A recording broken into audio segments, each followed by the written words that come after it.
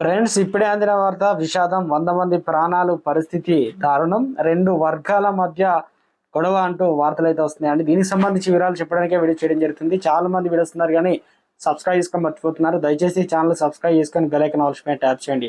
ఇటువంటి important information miss అవ్వకుండా మీ phone notification రూపంలో వస్తుందండి. చాలా మంది మీరు చూస్తున్నారు కానీ లైక్ చేయడం లేదండి.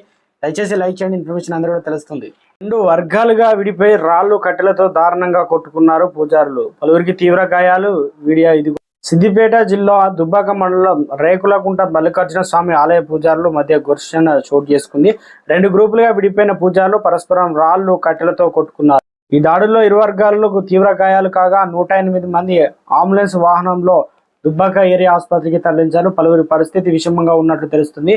ఈ ఆలయ సమీపంలో పూజలకు సంబంధించిన విషయంలో తలెత్తిన వివాదం కాస్త ఒకరికొకరు తన్నుకునే పరిస్థితి చేరుకుంది. ఈ ఘటనకు సంబంధించిన పూర్తి వివరాలు అయితే ఇంకా తెలియాల్సి అయితే ఉంది. దారుణంగా ఒకరికొకరు అయితే రెండు వర్గాలుగా విడిపోయి కొట్టుకున్నారండి. పరిస్థితి విషమంగా అయితే ఉంది. ఇంకా ఆరోగ్యం సంబంధించి ఎవరెలా ఉన్నారనేది వివరాలు అయితే తెలవాల్సి అయితే ఉంది. రాష్ట్రంలో ఘటన సంచలనంగా మారిందంటున్నారు రాజకీయ నిపుణులు.